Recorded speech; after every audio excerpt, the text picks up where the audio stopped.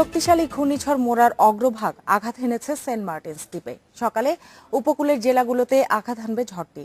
চট্টগ্রাম কক্সবাজার উপকূলীয় 6 জেলায় 10 নম্বর এবং মোংলা ও পায়রা বন্দর উপকূলীয় 9 জেলায় 8 নম্বর মহাবিপদ সংকেত দেখাতে বলেছে আবহাওয়া অধিদপ্তর। উপকূলের কাছে পৌঁছে প্রবল ঘূর্ণিঝড়ে পরিণত হওয়ায় সোমবার সন্ধ্যায় চট্টগ্রাম, কক্সবাজার, নোয়াখালী, লক্ষ্মীপুর, ফেনী ও চাঁদপুর সহ উপকূলীয় দ্বীপে 10 নম্বর মহাবিপদ সংকেত জারি করেছে আবহাওয়া অধিদপ্তর। এছাড়া ভোলা, বরগুনা, পটুয়াখালী, বরিশাল, পিরোজপুর, ঝালকাঠি, বাগেরহাট, খুলনা ও সাতক্ষীরায় দেখানো হয় 8 নম্বর মহাবিপদ সংকেত। এই সামুদ্রিক ঘূর্ণিঝড়টি এখন বর্তমানে প্রবল ঘূর্ণিঝড় মোড়ার কারণে ইতিমধ্যে তার অগ্রভাগের প্রভাবে দেশের বিভিন্ন অঞ্চলে আকাশে মেঘের আনাগোনা বৃদ্ধি পেয়েছে, কোথাও কোথাও বৃষ্টি হচ্ছে। ঘূর্ণিঝড় মোরার কারণে উত্তাল রয়েছে বঙ্গোপসাগর। আবহাওয়া অধিদপ্তর বলছে, ঝড় উপকূলে আঘাত হানার সময় স্বাভাবিক জোয়ারের চেয়ে 4 থেকে 5 ফুট বেশি উচ্চতার জলোচ্ছ্বাস হতে পারে। ভারী বৃষ্টিতে পার্বত্য এলাকায় ভূমিধস হতে পারে বলেও সতর্ক করা হয়েছে।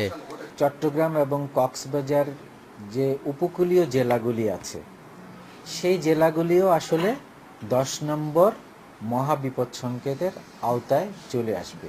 কুতুবদিয়া, সন্দ্বীপ, হাতিয়া এই সমস্ত অঞ্চলগুলো 10 নম্বর মহাবিপদ সংকেতের আওতায় চলে আসবে। উপকূলীয় জেলার নিচু এলাকা থেকে মানুষকে নিরাপদ আশ্রয়ে সরিয়ে নিচ্ছে প্রশাসন। বিভিন্ন জেলায় খোলা হয়েছে কন্ট্রোল রুম। 10টি জেলাকে সবচেয়ে ঝুঁকিপূর্ণ বিবেচনা করা হচ্ছে বলে জানিয়েছে দুর্যোগ ব্যবস্থাপনা মন্ত্রণালয়। ঘূর্ণিঝড় পরিস্থিতি মোকাবেলায় অস্ট্রিয়ার ভিয়েনা থেকে সংশ্লিষ্টদের নির্দেশ দিয়েছেন প্রধানমন্ত্রী শেখ হাসিনা।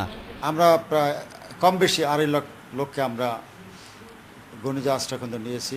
তারপর অনেক আছে যারা আশ্রয়কেন্দ্রে না এসে তাদের আত্মীয় স্বজনের বাড়িতে যায়। ঘূর্ণিঝড়ের কারণে সোমবার দুপুরে চট্টগ্রাম বন্দরের জেটিতে এবং বহির্নোঙরের জাহাজ থেকে পণ্য ওঠানামা বন্ধ করে দেওয়া হয়েছে। এরপর সন্ধ্যার মধ্যে জেটি থেকে বহির্নোঙরে সরিয়ে নেওয়া হয় সব পণ্যবাহী জাহাজ। বন্দরের নিজস্ব সতর্কতা সংকেত অ্যালার্ট 4 জারি করেছে কর্তৃপক্ষ। এছাড়া মঙ্গলবার সকাল 7টা থেকে বেলা 2টা পর্যন্ত চট্টগ্রাম শাহ আমানত বিমানবন্দরে উড়োজাহাজ ওঠানামা বন্ধ রাখার সিদ্ধান্ত নিয়েছে কর্তৃপক্ষ। Ariful Islam Mithu, independent news, Dhaka.